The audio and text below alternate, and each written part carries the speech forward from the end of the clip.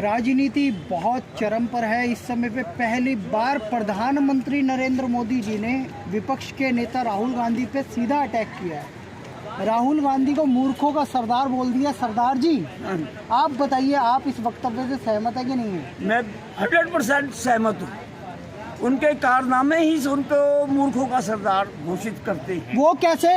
वो उनके जो कुछ भी आज तक दिखाई दे रहा है, जो वो पार्लियामेंट के अंदर करते हैं, जो बाहर करते हैं, जो जिधर भी करते हैं, उनको देख के तो मोदी जी ने कहा है। क्या करते हैं? अरे वो कभी आंख मारते हैं, कभी वो फ्लाइंग किस करते हैं, कभी जमीनों में टाइलें बिछाते हैं, कभी आलू से सोना बनाते हैं। फिर ये क्या है? ये सारी पहचान मूर्खों की है। उनके पास दिमाग नाम की चीज नहीं है। अरे मैं भाई साहब आपसे ये कह रहा हूँ, राहुल गांधी को दाढ़ी आ गई, मुच्छें आ गई, अकल कब आएगी? सर ये बात बताइए, अब दाढ़ी मूंछों से अकल का क्या लेना है? क्यों? वाह भाई वाह, दाढ़ी मूंछों से ही तो अकल का, वो तो एंटीना है सर। जवान है, वो तो जवान है, 55 साल का जवान है। 5 साल 60 साल में तो पेंशन मिलने लग पड़ती है। 55 साल में तो दादा नाना बन जाते हैं। पप्पू पापा कब बनेंगे? मेरे को तो समझ नहीं आ रही। आपको जाना पड़ेगा। हाँ, पप्पू पापा कब बनेंगे? चलिए ठीक है, आगे चलते हैं। सर आपको कैसा लग रहा है? मूर्खों के सरदार पर क्या कहना है? सरकार साहब महोदय बहुत अच्छा कहा वीर जी ने।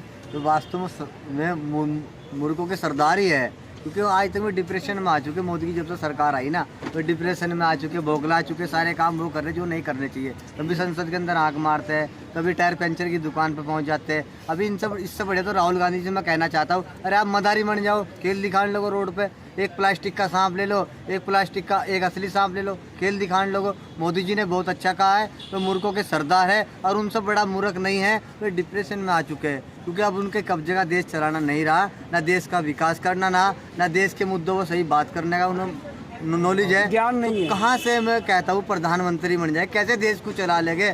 शादी के सपने में खो रहे।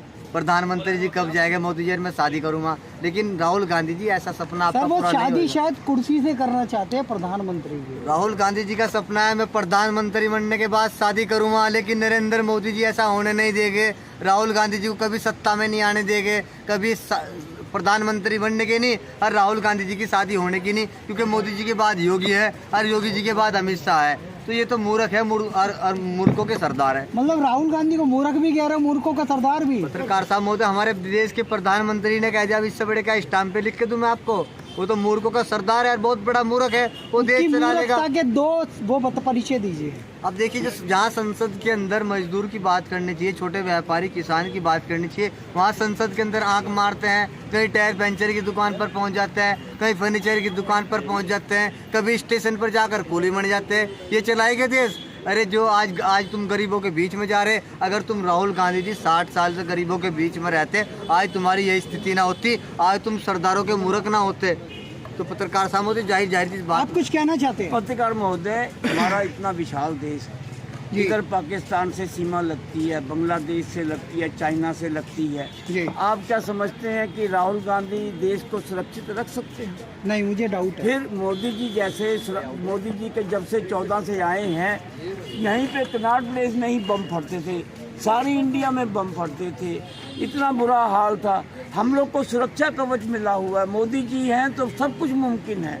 कैसे मुमकिन है सर? मोदी उसके 14 के बाद एक भी बम नहीं फटा, कोई दुर्घटना नहीं हुई, कुछ नहीं हुआ। मोदी जी तो ऐसे प्रधानमंत्री हैं जो कि बाहर वाले भी। चलो एक बात बताओ, मोदी जी के लिए 2024 में मोदी जी को कितनी सीटें दे रहे हो आप? मोदी जी के समर्थक लग रहे हो। मैं भाई साहब 6 महीने से पहले, 6 महीने हो गए, हर चैनल पे मैं कह रहा था कि 400 प्लस 400 प्लस।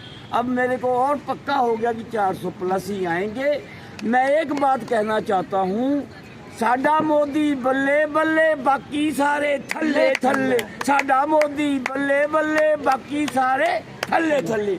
आज की डेट में इंडिया क्या, वर्ल्ड में मोदी के मुकाबले में कोई लीडर नहीं है। छोटा मुंह बड़ी बात कह रहा हूँ आपको पत्रकार महोदय, लेकिन जिस तरह से बाइडन मोदी जी से सलाह मांगते हैं, पुतिन मांगते हैं, मेरे को, मैं भी पढ़ा लिखा हूँ, थोड़ा बहुत राजनीति में इंटरेस्ट रखता हूँ।